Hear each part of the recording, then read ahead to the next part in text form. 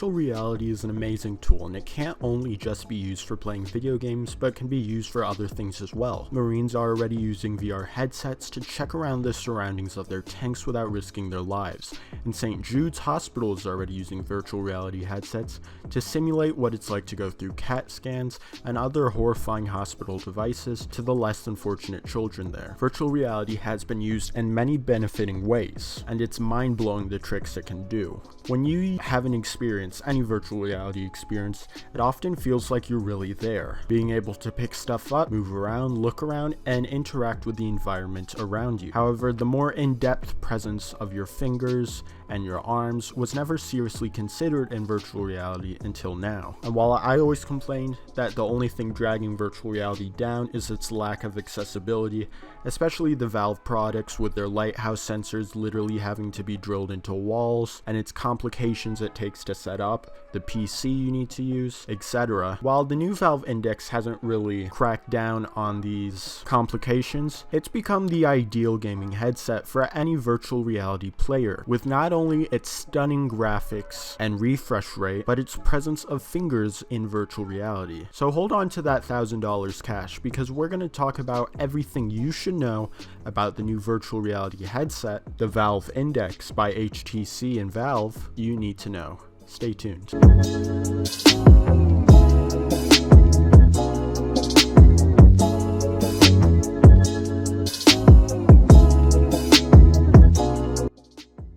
The first noticeable thing they added to the Valve Index is its VR knuckles.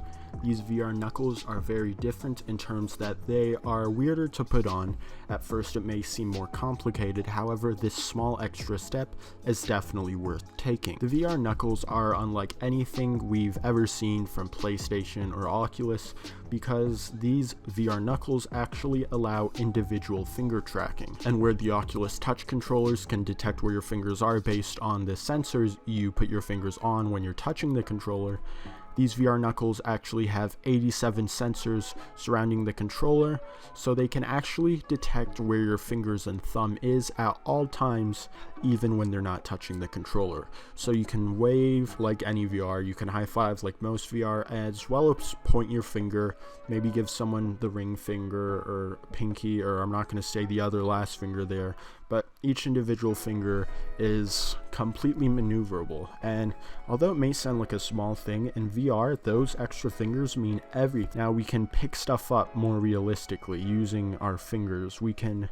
poke stuff more realistically. We can feel like we're really there. These VR knuckles are also compatible with all of Valve's other products, other virtual reality products, and can be bought separately for $279. However, something else these virtual reality knuckles also allow is they detect pressure.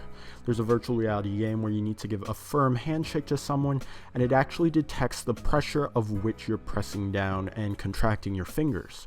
So if you give flimsy handshakes, good luck getting past that level. If I ask you to gently caress my hand, how about this time you give me a real handshake? A nice, firm, strong handshake. Really squeeze it, I can take it. This can be used for a lot of things, such as in a virtual reality game, it can make a more catastrophic situation even more catastrophic, whereas if you pull down a lever, you may need to exert a certain amount of pressure on it for the lever to actually go down. Or in a boxing game, me being a boxer IRL, I use up boxing games a lot, and I love to break up a sweat pretending to fight Creed or some other big guy. When you're throwing that jab or right hook, if this detects pressure, it can really also make sure you're making a proper fist, even with the virtual reality knuckles on. This is the first really big step in virtual reality gaming for everyone. Pressure and finger presence is going to be the next step to feet presence and arm presence. Now let's talk about resolution and quality. The new Valve Index has LCD panels, and while that may not seem as great as the original OLED panels that were present on the Vive, these LCD panels actually add 50% more subpixels, making everything more detailed and realistic supposedly when you go in virtual reality. A very noticeable difference. Another noticeable difference is the resolution. These LCD panels are running at a sharp 1440 by 1600 pixels per eye.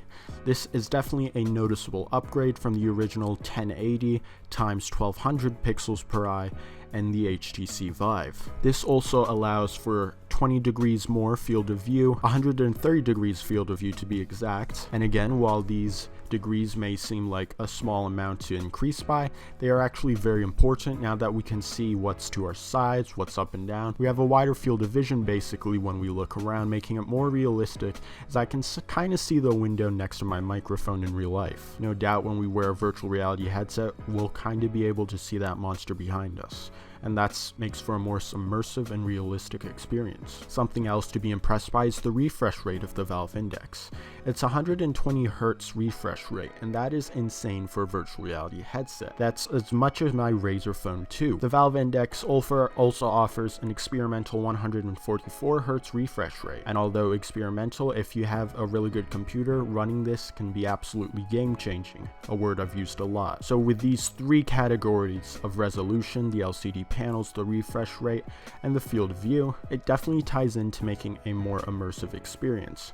However, this stuff can be unnoticed if you are not a serious virtual reality player and you're looking just for a normal, more relaxed experience.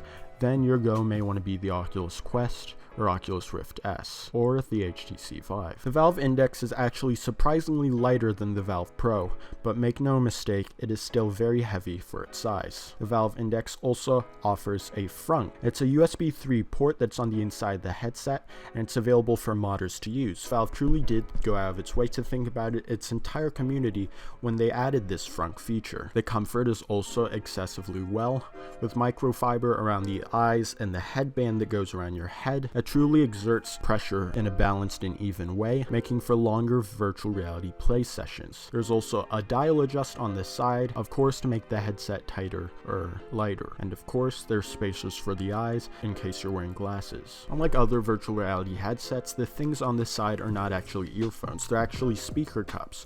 And although this may seem weird and at dismay at first, they're actually very good, even though you can hear outside noise, because it actually surrounds your ears and again makes for a more immersive experience. The sensors for the Valve Index are also definitely an upgrade from the HTC Vive, as it gets more tracking area and more play space into the room you're about to exert your virtual reality force in. However, my only complaints about the Valve Index are its complicated setup. It seems that Valve did not take into great consideration about the setup complications and how much room you would need to dedicate your VR space to, whether that be a room completely dedicated to it or your bathroom. Again, you will need to have a very powerful PC to run the Valve Index. Of course, there's nothing Valve could have done much about that, as this virtual reality stuff still is experimental. Also, for now, this headset may be better off to go to use for some of the more serious virtual reality players at its $1,000 price tag, where the HTC Vive as of now is only $400. And the Oculus Rift S is only $399. Still, if you're looking for the best virtual reality experience possible, these are small prices to pay, figuratively, not literally. Virtual reality is truly doing something to the way we play video games and truly doing something to the way we experience them. It's making video games more interactive and more interchangeable than ever before, adding a new sort of presence of our actual bodies being sort of downloaded and programmed directly into the video game.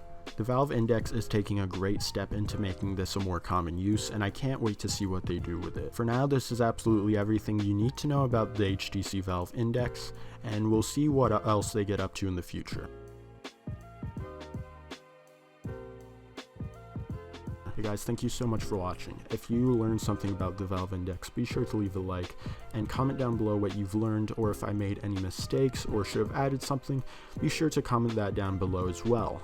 If you dislike the video, the button's there for a reason, won't stop you from using it. Again, be sure to comment any suggestions, ideas, or compliments you want to leave, all down in the boxes below. Be sure to subscribe and turn that notification bell on if you want to see more virtual reality videos like this, as I upload these regularly on my channel. Thank you guys so much for watching. As I said earlier, I'll see you very, very, very soon. Have a nice day. Bye.